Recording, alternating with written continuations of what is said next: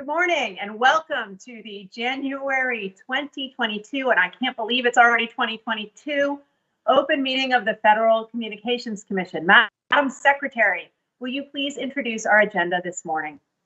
Thank you, Madam Chairwoman. Good morning to you and good morning, Commissioners. For today's meeting, you will hear 4 items for your consideration. First, you will consider a notice of proposed rulemaking that will propose to require that broadband internet access service providers display at the point of sale labels to disclose to consumers certain information about their prices, introductory rates, data allowances, broadband speeds, and management practices, among other things. Second, you will consider a report and order that would amend the definition of library in the Commission's rules to clarify that tribal libraries are eligible for support through the E-rate program. Third, you will consider a national security matter. And fourth, you will consider an enforcement matter. Please note item 3, updating outmoded political programming and record-keeping rules. Item 4, facilitating better use of white space spectrum. Item 5, updating equipment authorization rules. And item 6, a restricted adjudicatory matter, is listed on the Commission's January 20th Sunshine Notice, have each been adopted by the Commission and deleted from today's agenda. The first item on your agenda is entitled Empowering Broadband Consumers Through Transparency and will be presented by the Consumer and Governmental Affairs Bureau. Patrick Weber, Chief of the Bureau, will give the introduction. Thank you, Madam Secretary. Mr. Weber, please proceed. Good morning, Madam Chairwoman and Commissioners. Today, I am pleased to introduce an item that would give consumers accurate, simple to understand information about broadband services, empowering them to better match their broadband needs with their budgets. This notice of proposed rulemaking, which launches a proceeding required by the Infrastructure Investment and Jobs Act, proposes that broadband providers display a label at the point of sale, showing consumers the information they need to make good purchasing decisions, such as price, speed, and data allowances. I would like to thank the Wireline Competition Bureau, the Wireless Telecommunications Bureau, the Public Safety and Homeland Security Bureau, the Enforcement Bureau, the Office of Economics and Analytics, the Office of General Counsel, and the Office of Communications Business Opportunities for their valuable assistance. Erica McMahon, Attorney Advisor in CGB's Consumer Policy Division, will present the item. Good morning, Madam Chairwoman and Commissioners. The notice of proposed rulemaking before you today proposes to require that broadband internet access service providers, or ISPs, display at the point of sale labels to disclose to consumers critical information about prices, introductory rates, data allowances, broadband speeds, and management practices, among other things. Last November, the President signed into law the Infrastructure Investment and Jobs Act, commonly referred to as the Infrastructure Act. The law directs the Commission to promulgate regulations to require the display of labels to disclose to consumers information regarding broadband internet access service plans. The statute further provides that the labels the Commission adopts shall include information regarding whether the offered price is an introductory rate, and if so, the price the consumer is required to pay following the introductory period. Consistent with the Infrastructure Act, the NPRM proposes to begin with the labels the Commission allowed ISPs to use in 2016 as a safe harbor to comply with broadband transparency requirements. The NPRM seeks comment on whether broadband service offerings and consumers' use of broadband services have changed significantly since 2016 to necessitate modifications to the label's content and/or format, or whether there are any other reasons to change the content or format of the labels. The NPRM proposes to adopt the format of the 2016 labels, which resemble the nutrition labels the United States Food and Drug Administration has prescribed for food products, and seeks comment on whether the format sufficiently displays information to consumers in an effective and helpful way. The NPRM also proposes to require ISPs to display the labels at the point of sale, prominently and in a manner that is easily accessible to consumers and in a format prescribed by the Commission. The NPRM proposes to ensure that any required labels are accessible to persons with disabilities and that any broadband consumer label advances equity in the provision of and access to digital communication services and products for all people of the United States without discrimination on the basis of race, color, religion, national origin, sex, or disability. Finally, the NPRM seeks comment on a number of other issues, including how the Commission should ensure the accuracy of label content, as well as implementation timelines. We recommend adoption of this item and request editorial privileges to make technical and conforming edits. Thank you. Thank you. We will now hear comments from the bench, and we are going to start with Commissioner Carr. Well, thank you. Americans today are benefiting from more choice and more competition for their broadband dollars than ever before. As a result, internet speeds are up while prices are down. New infrastructure builds have accelerated too due to the FCC's reforms over the past few years. We also have $24 billion in new affordability programs that the agency stood up over the past year to make additional progress in addressing every aspect of the digital divide. In all of this, it is important that consumers are empowered to make informed choices among broadband providers and service plans. That's why the FCC has long worked to promote transparency, including through specific rules. Right now, we have rules on the books, for instance, that require broadband providers to publicly disclose accurate information regarding their network management practices, performance characteristics, commercial terms, all sufficient to enable consumers, businesses, and entrepreneurs to make those informed choices. Last year, Congress directed the Commission to promulgate new rules that required the display of broadband consumer labels as described in the FCC's 2016 public notice. Today's vote kicks off that process. As the agency completes this rulemaking, it's important that we do so in a manner that will promote clarity and not confusion for consumers. After all, linking a 2022 broadband disclosure to the FCC's 2016 assessment of consumers' information needs could artificially constrain the agency's ability to make decisions that reflect today's market for connectivity. So as we stay true to the decisions that Congress has made in this statute, I hope we find ways to ensure that our decision makes sense to consumers that are making their purchasing decisions in 2022 and beyond. And while I'm open to ways we can improve the transparency and disclosure rules that apply to broadband providers, I continue to believe that the real black box is in a different portion of the internet ecosystem, and that's big tech. Big tech companies provide far less transparency than broadband providers regarding their practices in commercial terms. In fact, just this week, 4 state attorney generals sued Google for misleading consumers about when Google was tracking their transparency, was tracking their location information. I've been clear that I favor and consumers deserve greater transparency from these companies. And I've previously called for the FCC and FTC to take action here. The transparency rule that currently applies to broadband providers, or even the nutrition label approach we propose here, would be a good place to start when it comes to bringing much needed and long overdue transparency to big tech. This would ensure that all internet users, from entrepreneurs to small businesses, have the information they need to make informed choices.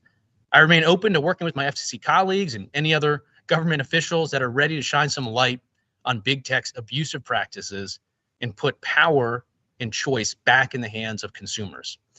Finally, I want to recognize the staff of the Consumer Government Affairs Bureau for their hard work on this item. You have my thanks. I want to commend Chairwoman Rosenworcel for bringing this item forward, and I'll be voting to approve. Thanks. Thank you, Commissioner Carr. We will now hear from Commissioner Starks. Yes, thank you, Madam Chairwoman.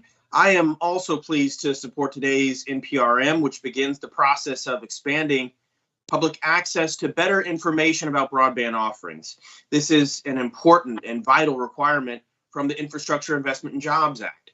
Shopping around for the best broadband plan can be a lot of work. The nutrition labels that we seek comment on here today will help households, everyday households, compare prices and service offerings, making it easier for them to find the right package and the best deal for them. Arming consumers with this better information will also promote greater innovation, more competition, lower prices, all wins for the entire broadband ecosystem. So I second the thank and hearty wishes that from the commission staff on their hard work here. Look forward to robust comments and how we can best implement broadband nutrition labels here. Thank you. Thank you, Commissioner Starks. We will now hear from Commissioner Symington. Thank you. I am happy to support this item, and I want to thank the staff for their work on it. And as always, support any mandate given to us by Congress. Thanks very much. Thank you, commissioners. If you walk into any grocery store and pull boxes of cereal from the shelves, you can easily compare calories and carbohydrates. That's because they have a common nutrition label. It's black and white, simple to read, and easy to understand. It helps consumers make good choices. I think the Federal Communications Commission needs to do the same with broadband. That's because it is now an essential service for everyone, everywhere. So we want to make it easier for consumers to compare their options and understand just what they're signing up for. We want to develop a consistent and straightforward way of providing accurate information about price, speed, data allowances, and other aspects of high-speed service. And we want to end efforts to bury facts in the fine print, and we want to stop unexpected costs and fees. The FCC's last effort to put labels like this in place never got that far. It was also just voluntary. But this is different. The broadband nutrition labels we are proposing today are mandatory. That's because in the Infrastructure Investment and Jobs Act, Congress gave us the support we need to require this kind of simple, common labeling for all consumer broadband service, both wireless and wireline. And with these broadband nutrition labels, we can compare service providers and plans, hold broadband providers to their promises, and foster more competition, which means better service and better prices. So thank you to the agency staff who worked on this effort, including Robert Aldrich, Ed Bartholome, Jerusha Burnett, Zach Champ, Daryl Cooper, Aaron Garza, Erica McMahon, Mike Saver, Susie Rosen, Singleton, Mark Stone, Christy Thornton, and Patrick Weber from the Consumer and Governmental Affairs Bureau, Marcus Maher, Richard Mallon, William Richardson, and Royce Sherlock from the Office of General Counsel, Allison Baker, Jessica Campbell, Melissa Kirkle, Haley Steffen, and Eric Wu from the Wireline Competition Bureau, Christina Clearwater, Garrett Hanley, Carrie Hicks, Susanna Larson, and Charles Mathias from the Wireless Telecommunications Bureau, Jeffrey G., Lisa Gell, Daniel Stepanovich, Kirsty Thompson, and Lisa Zana from the Enforcement Bureau, Belford Lawson and Joy Ragsdale from the Office of Communications Business Opportunities, Patrick Brogan, Rachel Kazan, Kenneth Lynch, Catherine Matrix, Virginia Metallo, Mark Montano, Eric Ralph, Steve Rosenberg, Michelle Schaefer, Dina Shetler, and Emily Talaga from the Office of Economics and Analytics, Justin Kane, Sean Cochran, John Evanoff, David Firth, Deb Jordan, Lauren Kravitz, and Erica Olson from the Public Safety and Homeland Security Bureau. It is really an all-hands effort. Now we'll proceed to a vote on the item. Commissioner Carr. Approve. Commissioner Starks. Approve. Commissioner Symington. Approve. And the chair votes aye. The item is adopted with editorial privileges as requested. Madam Secretary, please announce the next item on today's agenda. Madam Chairwoman and Commissioners, item 2 on your agenda is entitled Connecting Tribal Libraries and will be presented by the Wireline Competition Bureau. Chris Monteith, Chief of the Bureau, will give the introduction. Thank you, Madam Secretary. Ms. Monteith, please proceed. Thank you. Good morning, Madam Chairwoman and Commissioners. The Wireline Competition Bureau is pleased to present for your consideration a report and order that, if adopted, would update the definition of library to make clear that tribal libraries are eligible to participate in the E-rate program. I'd like to thank the Bureau team and our colleagues in the Consumer and Governmental Affairs Bureaus, Office of Native Affairs and Policy, and the Office of General Counsel for their hard work on this item. Kate Dumichel, a special counsel in the Wireline Competition Bureau's Telecommunications Access and Policy Division, will now present the item. Kate? Good morning, Madam Chairwoman and Commissioners. Today's item seeks to address an issue that has impeded tribal libraries from seeking support through the E-rate program by updating the definition of library in the Commission's E-rate program rules. The E-rate program provides support to schools and libraries to help them obtain affordable, high-speed broadband services and internal connections to connect today's students and library patrons. Since the adoption of the E-rate program rules in 1997, some tribal libraries have been unable to seek E-rate support because they were ineligible for Library Services and Technology Act, or LSTA, funds from their state library administrative agencies, as required by Section 254H4 of the Communications Act. In 2018, Congress adopted the Museum and Library Services Act, specifically including tribal libraries in the definition of libraries eligible for LSTA support from a state library administrative agency. But the Commission's rules have remained unchanged. The report and order under your consideration today would add tribal library to the definition of library and remove references to the older version of the Library Services and Technology Act. Consistent with Congress's action in 2018, as well as the definition of library the Commission adopted in the Emergency Connectivity Fund report and order. In addition, to promote increased participation of tribal libraries in the E-rate program, the item would direct the Office of Native Affairs and Policy and the Wireline Competition Bureau, with assistance from the Tribal Liaison at the Universal Service Administrative Company, to target outreach efforts and programs for tribal libraries. It also adopts new ways to measure participation of tribal libraries in future E-rate funding years, allowing the Commission to monitor progress. By amending these rules now, we seek to make it clear that tribal libraries are eligible to apply even as soon as the current E-rate application filing window, which opened on January 12th and will close on March 22nd, 2022. The staff recommends adoption of this item and requests editorial privileges. Thank you. We will now hear comments from the bench. Commissioner Carr. Thanks. Tribal communities continue to lag too far behind other areas when it comes to connectivity. I've seen this more than a few times when I've had the chance to visit with tribal leaders in their own communities.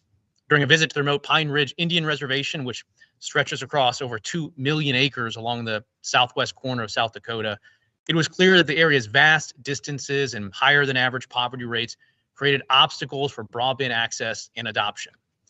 But these challenges are not unique to Pine Ridge. From Atlantic coastal plains to the Alaskan tundra, too many tribal communities are still on the wrong side of the digital divide. While every tribal community has its own set of challenges, the opportunities that come via high-speed internet connections are part of a shared story. On a visit to the Mescalero Apache Reservation in New Mexico, I saw how a broadband connection at the local hospital was enabling community members to have one-on-one video connections with world-class mental health professionals located hundreds of miles away in Albuquerque. Nearby, students at the Mescalero Apache School were leveraging an internet connection to hone their STEM skills. By making it clear that tribal libraries are eligible under the E-rate program, as the order here does, we can more effectively support the connectivity needs of tribal communities. So I appreciate Chairwoman Rosenworcel for bringing this item to a swift vote. And additionally, I want to applaud Senator Lujan, Senator Heinrich, and Congressman Mullen for their longstanding leadership on this issue, including through their Tribal Connect Act. I also want to thank the staff from the Wireline Competition Bureau and the Office of Native Affairs and Policy for their hard work on this item. It has my support. Thanks. Thank you, Commissioner Carr. Commissioner Starks. Yes, thank you, Madam Chairwoman. 2 decades of E-rate investment have helped transform libraries into modern hubs for online life, providing access to education, healthcare, employment. But for far too long, many tribal libraries have been left out due to limitations in our rules. And a new survey conducted by the Association of Tribal Archives, Libraries, and Museums reveals that only 12% of these essential institutions have ever even applied for E-rate support. And there are clearly barriers to be removed. Expanding E-rate's reach among tribal libraries is essentially and especially important because, as I have seen firsthand, these institutions are often the only source of free public internet access in their communities. And so with that in mind, I am deeply pleased to support today's report and order, which will, of course, update E-rate's definition of library to clarify that tribal libraries are eligible for support. And, the research, again, also has revealed that eligibility is part of the problem. 38% of respondents were also unfamiliar with the E-rate program altogether. And so, thanks to numerous thoughtful comments and suggestions, today's order also will empower the Commission to create new outreach measures, which will ensure that these tribal libraries receive the necessary tools for full participation. It also mandates, of course, the development of improved participation measurements, which will be an essential element to ensure the ongoing success of the E-rate program. Deeply grateful to the team. Thank you to the chair for expeditiously bringing this to a vote here today. The decision has my full support. Thank you. Thank you, Commissioner Starks. Now we'll hear from Commissioner Symington. Thank you. I'd like to join my colleagues in thanking the Chair and Bureau for working on this item that brings the E-rate program up to date with changes in the statutes and makes it clear that tribal libraries can receive E-rate funding. I'm happy to approve. Thank you, Commissioners. You know, last week, Cynthia Chavez Lamar was named the director of the Smithsonian's National Museum of the American Indian. And this is big. That's because she is the first Native woman to serve in this role at the Smithsonian. She is also an enrolled member of the San Felipe Pueblo. And a few years ago, I wrote an editorial in the Santa Fe New Mexican with then Representative, now Senator Ben Ray Lujan. It drew attention to the San Felipe Pueblo because the tribe's library was one of the very first in Indian country in New Mexico to be connected to really high-speed broadband. And this too was big because for some residents of the reservation, it was the first time they could head online to learn, connect with loved ones, grow businesses, and search for jobs. In fact, the demand for broadband at the library was so great, San Felipe Pueblo did something to accommodate the community during library off hours. They decided to build a porch. And this made it easier for any resident to sit outside and use the signal at the library to connect at any time. And you know, there's this undeniably scrappy charm to this effort, but it is also a stark reminder of just how much more work we have to do to make sure that broadband reaches everyone everywhere. To help get this done, we have, as everyone here knows, a whole lot of new efforts from Congress. But we also have to be smarter about programs already on the books. And one of these programs is E-rate. It's the nation's largest education technology program, and it is a powerhouse that helps bring broadband to schools and libraries in every state across the country.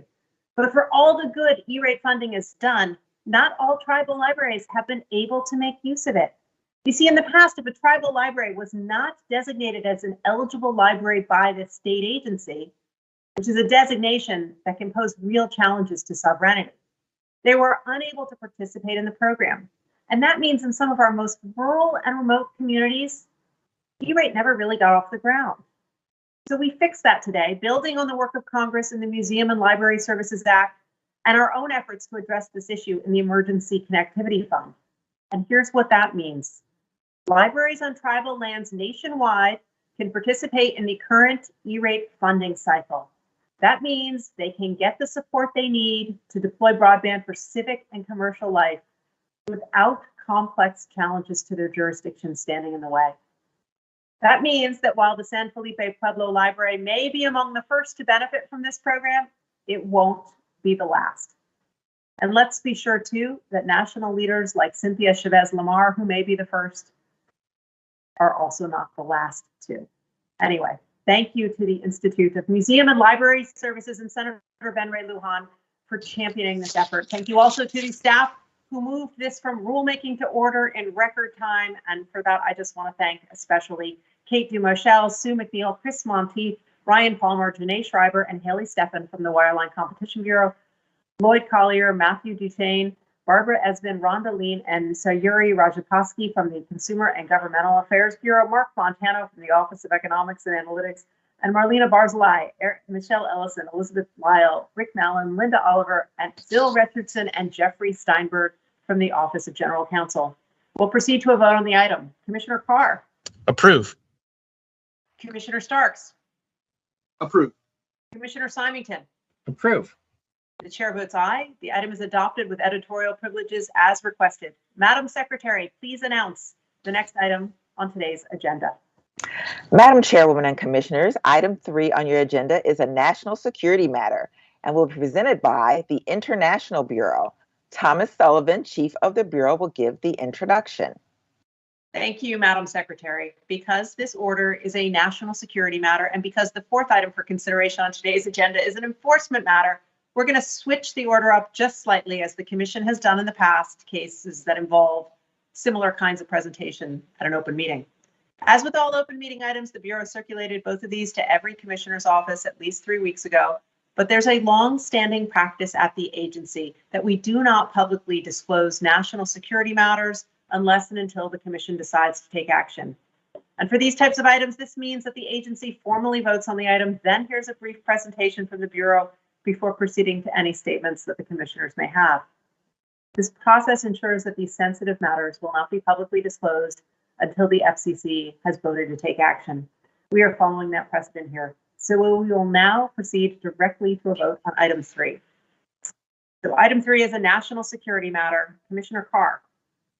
Approve. Commissioner Starks. Approve. Commissioner Symington. Approve. The chair votes aye. The item is adopted with editorial privileges if requested. Mr. Sullivan, please proceed with introducing item 3 on today's agenda. Good morning, Madam Chairwoman and Commissioners. Promotion of national security is an integral part of the Commission's public interest responsibility, including its administration of Section 214 of the Communications Act, and indeed one of the core purposes for which Congress created the Commission. The Commission has taken a number of targeted steps to protect the nation's communications infrastructure from potential security threats, and it continues those efforts today. This order on revocation you have adopted revokes China Unicom America's domestic and international 214 authority. The order finds that the present and future public interest, convenience, and necessity is no longer served by China Unicom America's retention of these authorizations. The order directs China Unicom Americas to discontinue any domestic or international services that it provides pursuant to its Section 214 authority within 60 days following the release of the order. I would like to thank the staff from the International Bureau, Enforcement Bureau, Wireline Competition Bureau, Wireless Telecommunications Bureau, Office of General Counsel, Office of Economics and Analytics, Public Safety and Homeland Security Bureau, Consumer and Government Affairs Bureau, and Office of Engineering and Technology for their collaborative work on this item. Jocelyn Jazirny of the International Bureau will present the item. Thank you, and good morning, Chairwoman Rosenworcel and Commissioners. The findings and conclusions in the order on revocation are based on the Commission's public interest analysis under Section 214 of the Act and the totality of the record developed in this proceeding, which includes comments from the executive branch agencies and CUA's filings responding to the order to show cause and institution order. On March 17, 2021, the Commission adopted an order instituting proceeding on revocation, finding that China Unicom Americas had failed at that stage to dispel serious concerns regarding its retention of Section 214 authority in the United States. The Commission adopted procedures that allowed for China Unicom Americas, the executive branch agencies, and the public to present any remaining arguments or evidence in this matter. Based on the Commission's public interest analysis and the totality of the record evidence, the order on revocation finds that the present and future public interest, convenience, and necessity is no longer served by China Unicom America's retention of its Section 214 authority.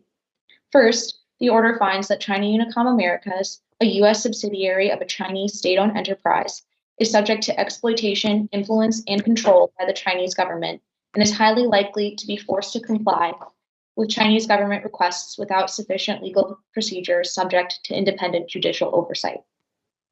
Second, the national security environment with respect to China has changed since the Commission authorized China Unicom Americas to provide telecommunications service in 2002. The order finds that, in this new environment, China Unicom Americas' ownership and control by the Chinese government raise significant national security and law enforcement risks by providing opportunities for China Unicom Americas, its parent entities, and the Chinese government to access, store, disrupt, and/or misroute U.S. communications, which in turn allows them to engage in espionage and other harmful activities against the United States.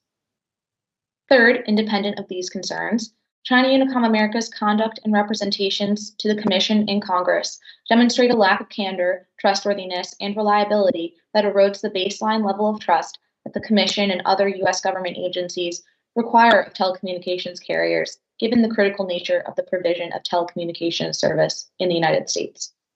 Fourth, given the record evidence, the order finds that mitigation would not address these significant national security and law enforcement concerns. The order therefore revokes China Unicom America's domestic and international Section 214 authority.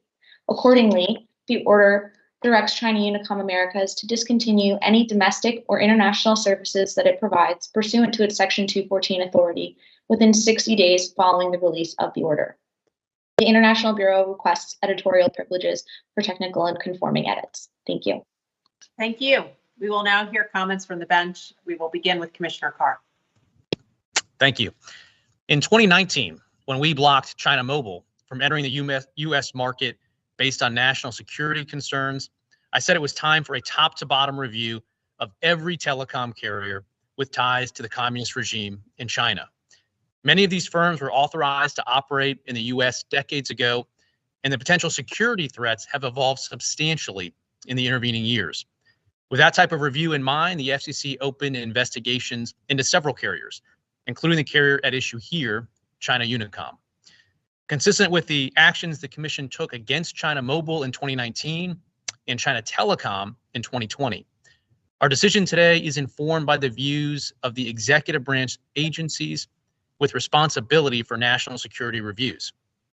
As our record here shows, those agencies have advised the FCC that there are serious national security and law enforcement risks associated with China Unicom's continued access to U.S. telecommunications infrastructure. They also stated that China Unicom's operations provide opportunities for Chinese state-sponsored actors to engage in economic espionage and other forms of theft of high-value U.S. targets, including businesses and government agencies.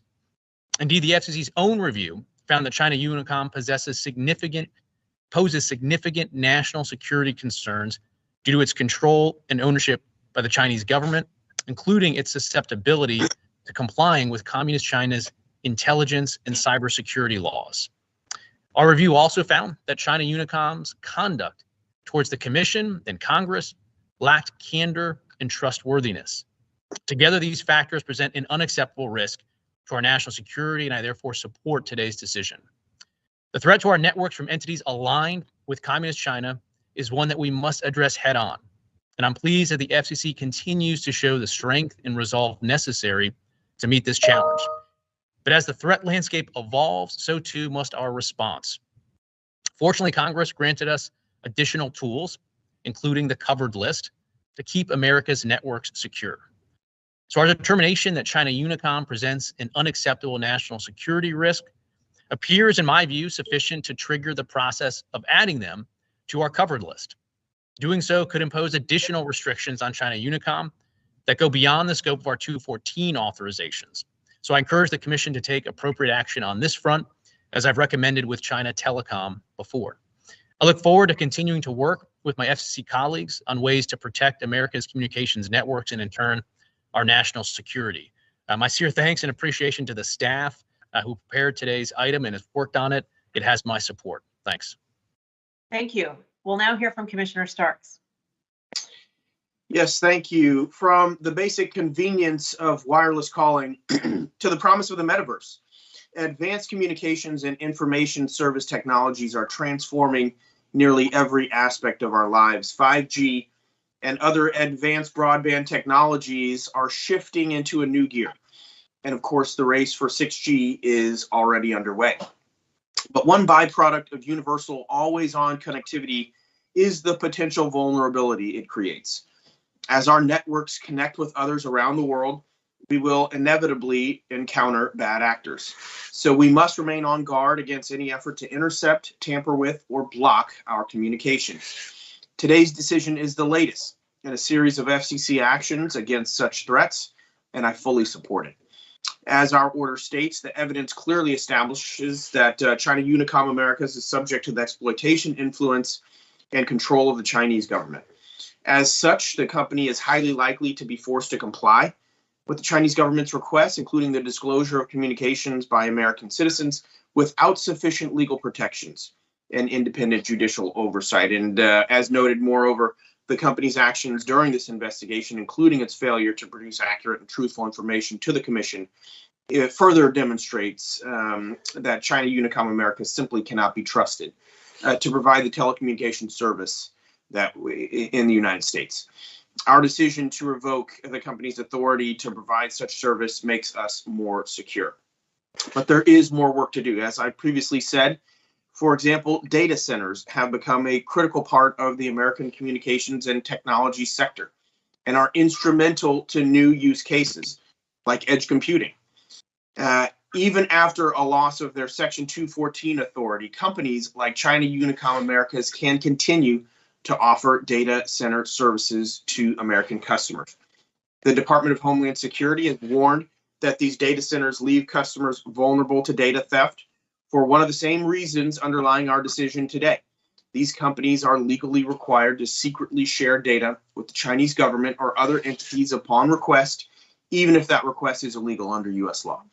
And so while the FCC currently lacks a jurisdiction to address this particular national security threat, I think this administration, along with Congress, should examine this and determine whether the Commission needs broader authority to tackle this and other network security threats. So thank you as well to the staff and to the chair for bringing this item. Thank you, Commissioner Starks. Commissioner Symington. Thank you. The FCC recently engaged in a comprehensive assessment of telecom providers with connections to China. The FCC opened investigations into several carriers, including China Unicom Americas, to determine whether they pose a threat to our national security. Today, we take the next step towards concluding one of these important investigations. The Commission correctly concludes that China Unicom Americas, a U.S. subsidiary of a Chinese state-owned enterprise, is subject to exploitation, influence, and control by the Chinese government and is likely to be forced to comply with Chinese government requests without sufficient legal procedures subject to independent judicial oversight.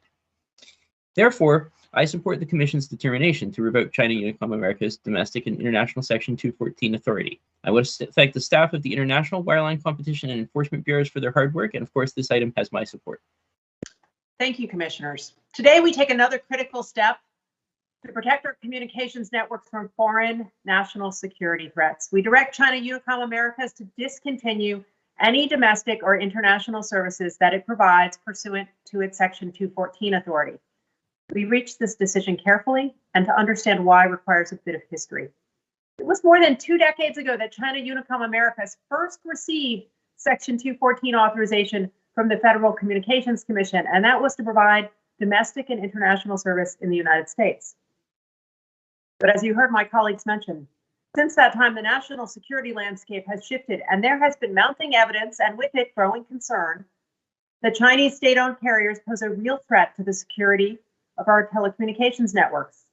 As a result, in 2019, the Commission denied China Mobile USA the authority to enter the United States market for national security reasons. And in 2020, the Senate Permanent Subcommittee on Investigations issued a report on the threats associated with Chinese state-owned carriers operating in the United States. At roughly the same time, the FCC took steps to consider the threat posed by China Unicom Americas. That's because China Unicom Americas shares characteristics that were highlighted by national security agencies with respect to China Mobile USA. And accordingly, our International Bureau, Enforcement Bureau, and Wireline Competition Bureau issued an order to show cause to China Unicom Americas that directed the company to demonstrate why the agency should not initiate a proceeding to revoke its domestic and international Section 214 authority. Now, once China Unicom Americas responded, the FCC reached out to our national security partners for their perspective and their expertise. We asked the Department of Justice on behalf of the Attorney General to address the arguments made by China Unicom Americas in its response to the order to show cause. The executive branch, represented by NTIA, responded to the letter and provided their view that China Unicom Americas was subject to the control of the Chinese government. At each stage in the process, China Unicom Americas had an opportunity to respond. And at each stage, China Unicom Americas' responses were incomplete, misleading, or incorrect.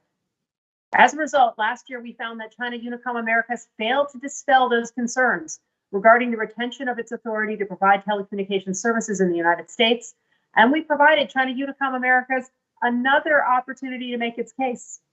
We sought additional guidance from our partners in the executive branch as well before reaching our decision today.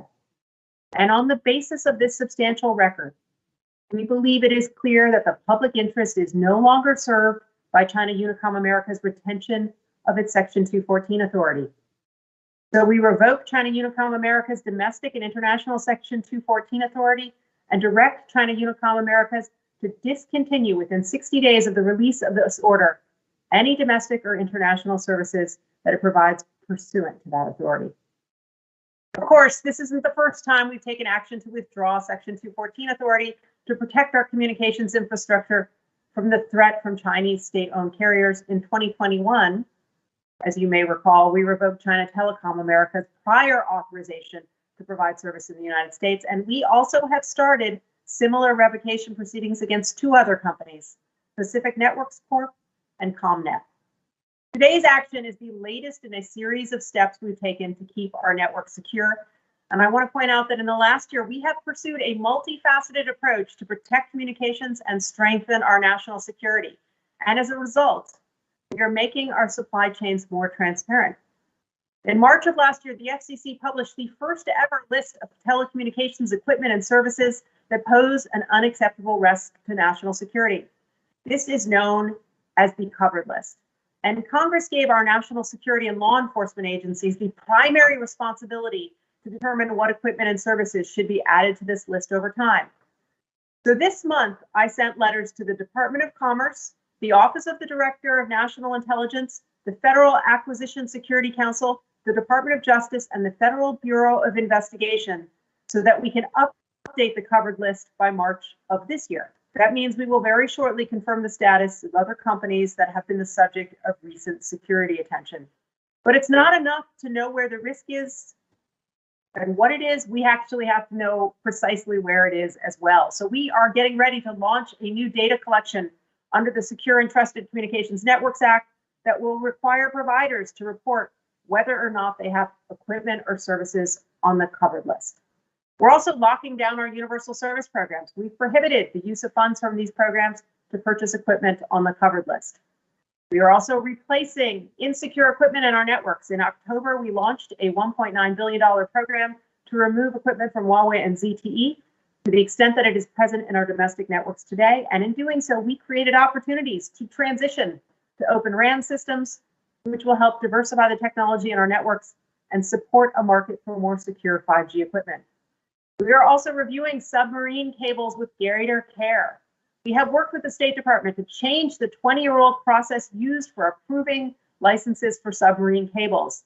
The revised approach better incorporates the new Committee for the Assessment of Foreign Participation in the United States Telecommunications Services sector into the assessment process. There will be no rubber stamping of applications. Instead, we have careful review. We are also updating our equipment authorization process. We have proposed rules that will align our equipment authorization procedures with our national security policies and ensure that going forward, the FCC will not approve equipment from any companies that are on the covered list. We are reducing cyber risk. In light of recent data breaches, we have proposed stricter data breach reporting rules. We have launched a notice of inquiry on the security of the Internet of Things, and we are rechartering the Cybersecurity Regulators Forum, which has been dormant for the last few years, and we are assuming its leadership. We are also keeping 5G security front of mind and working with new partners to do so. We rechartered the Communications Security Reliability and Interoperability Council and gave it a 5G focus. And for the first time, CISRIC is being co-chaired by the Cybersecurity and Infrastructure Security Agency. So we have a whole of government approach to 5G security. These network initiatives cut across the work of the agency, and that is not an accident. Last year, I established the National Security Policy Committee, a dedicated cross-bureau team of experts advancing a comprehensive approach to security matters at the FCC. The work they've done in the last year is thoughtful and impressive, and there's more to come. So thank you to the staff who worked on today's decision, including Denise Coca, Kate Collins, Francis Gutierrez, Jocelyn Tazermi, Gabrielle Kim, David Kretsch, Wayne Layton, Tom Sullivan, and Troy Tanner from the International Bureau, Ed Bartholomew, Michael Snyder, Mark Stone, and Patrick Weber from the Consumer and Governmental Affairs Bureau. Jeffrey G., Rosemary Harold, Pam Kane, and Christopher Killian from the Enforcement Bureau, Bob Cannon, Catherine Matraves, Dina Shetler, Emily Caliga, and Virginia Metallo from the Office of Economics and Analytics, Padma Krishnaswamy from the Office of Engineering and Technology, Ken Carlberg, Lisa Folks, Jeffrey Goldthorpe, Deb Jordan, and Nicole McGinnis from the Public Safety and Homeland Security Bureau, Pam Arlick, Michelle Burlove, Melissa Droller-Kirkle, Jody May, Rodney McDonald, Chris Monteith, and Terry Natoli from the Wireline Competition Bureau, Garnet Hanley and Susanna Larson from the Wireless Telecommunications Bureau, and Matthew Dunn, Michelle Ellison, Doug Klein, Jacob Lewis, Scott Novak, Bill Richardson, Joel Rabinovitz, and Roy Sherlock from the Office of General Counsel. Thank you, Madam Secretary. Once again, please announce item 4 on today's agenda. Madam Chairwoman and Commissioners, the fourth and final item today is an enforcement matter. Rosemary Harold, Chief of the Enforcement Bureau, will give the introduction. Thank you, Madam Secretary. And just like the last item, because this is an enforcement matter, we're going to switch the order up slightly, as the Commission has done in past cases that involve similar presentations at an open meeting. And as with all open meeting items, the Bureau circulated this to every commissioner at least 3 weeks ago. But there is, of course, a long-standing practice at the agency that we do not publicly disclose enforcement matters unless and until the Commission decides to take action. And for these types of items, this means that the agency formally votes on it, then here's a brief presentation from the Bureau before proceeding to any statements that commissioners may have. So we will proceed to a vote on the item. Commissioner Carr. Approve. Commissioner Starks. Approve. Commissioner Symington. Approve. The chair votes aye. The item is adopted with editorial privileges if requested. Ms. Harold, please proceed with introducing item 4 on today's agenda. Morning, Madam Chairwoman and Commissioners.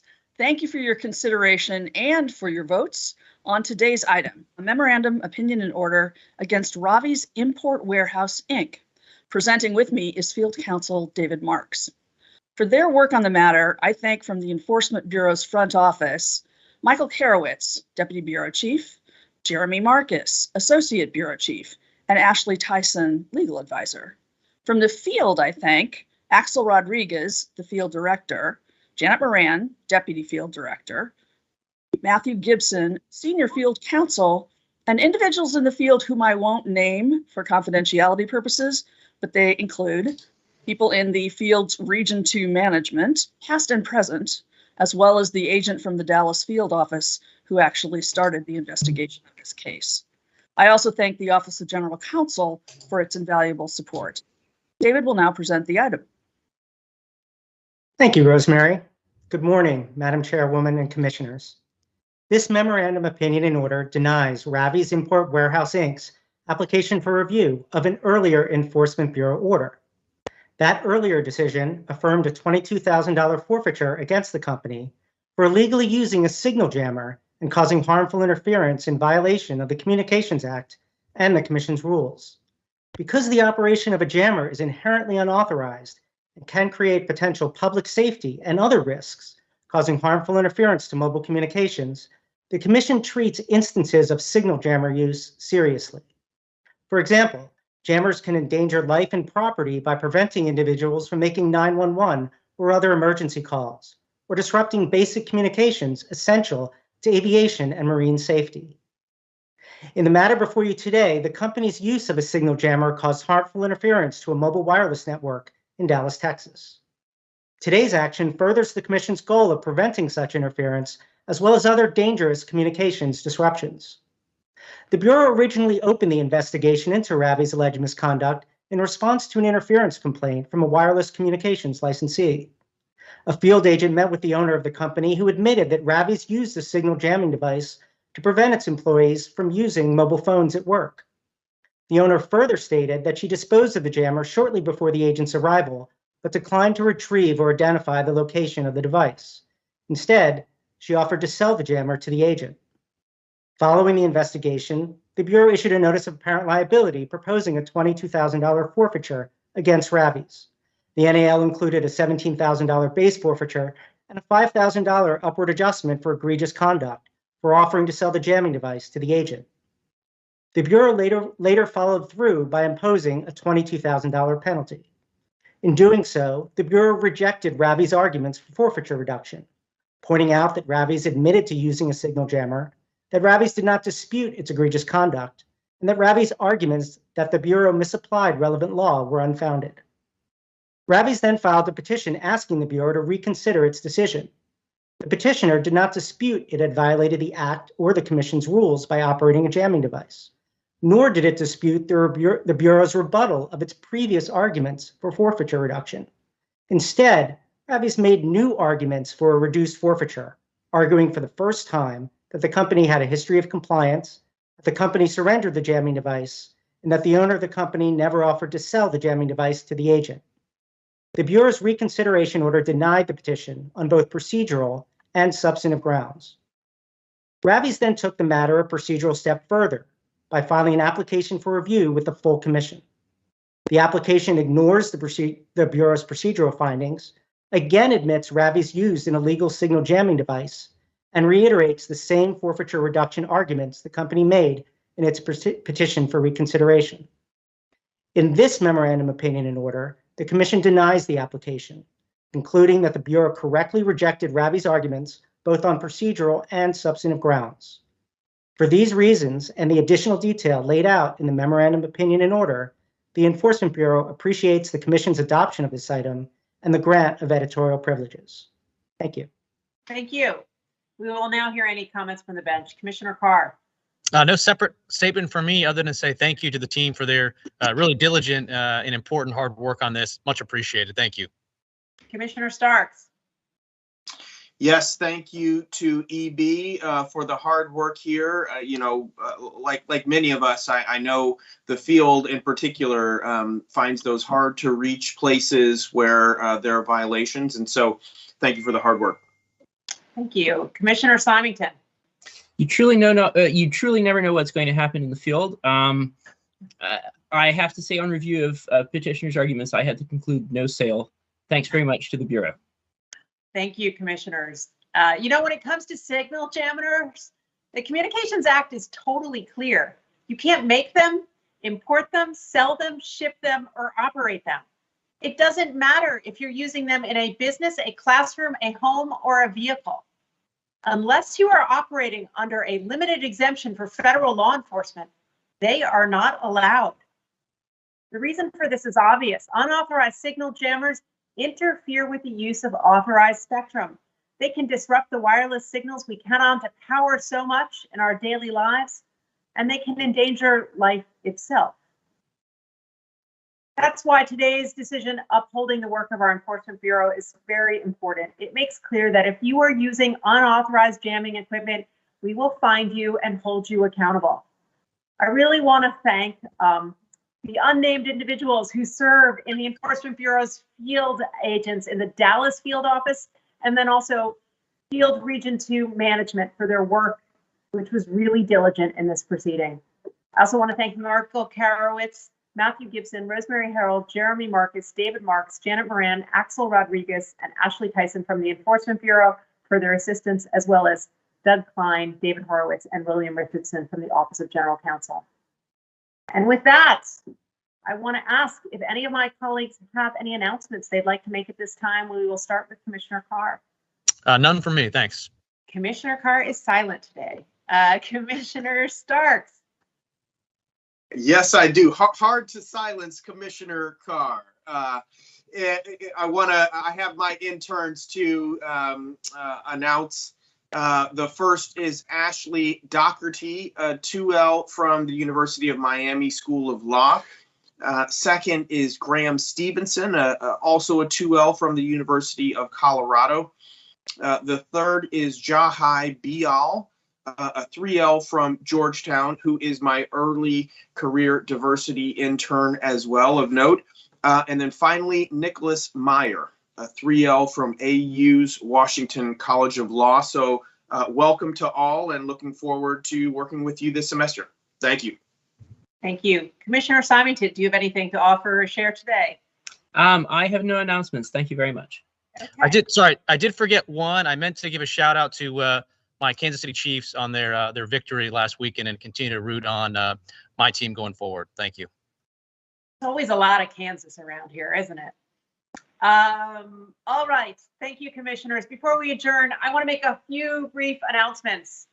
First, after more than 43 years of dedicated federal government service, Ricardo Durham, who is our Senior Deputy Chief of the Enforcement Bureau's Spectrum Enforcement Division, he's retiring.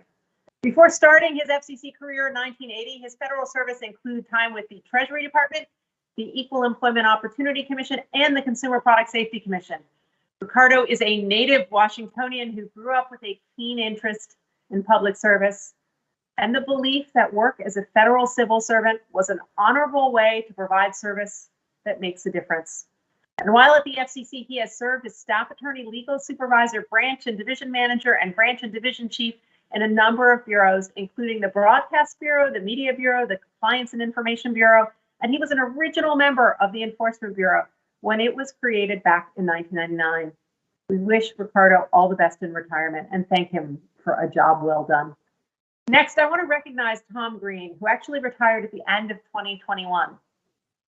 After 35 years as a federal employee, more than 30 of which were spent at the FCC, leading and working in various capacities in human resource management. For the last 7 years, Tom was the FCC's Chief Human Capital Officer. And in that role, he accomplished a lot to improve the lives of our employees and strengthen the FCC's workforce. He led the development and implementation of the automation of multiple major HR automated solutions that helped make the business of human capital at the agency easier and gave employees more time to focus on our essential mission. Tom also led the HR team that helped create the Office of Economics and Analytics, and he reformed the Enforcement Bureau's field operations. He strengthened and expanded FCC training programs and also improved performance management programs. He also helped to launch something that I first proposed years ago, the FCC's Honors Engineering Program. It has made it possible for the agency to hire extremely qualified group of recent engineering school graduates. Tom also helped strengthen our efforts to hire economists, and during his tenure, the FCC reduced by half the commission's time to hire, which is no mean feat in the federal government. He was also one of our go-to authorities at the agency when it came time to manage the workforce during the pandemic. And for that, we owe him special thanks. Tom's contributions are still with us, and they can be seen every day through the extraordinary workforce at the agency. So we wish Tom all the best in his retirement. And that's it for today's announcements. Madam Secretary, would you please announce the date of the next FCC agenda meeting? The next agenda meeting of the Federal Communications Commission is Friday, February 18th, 2022. Thank you. Until then, we stand adjourned.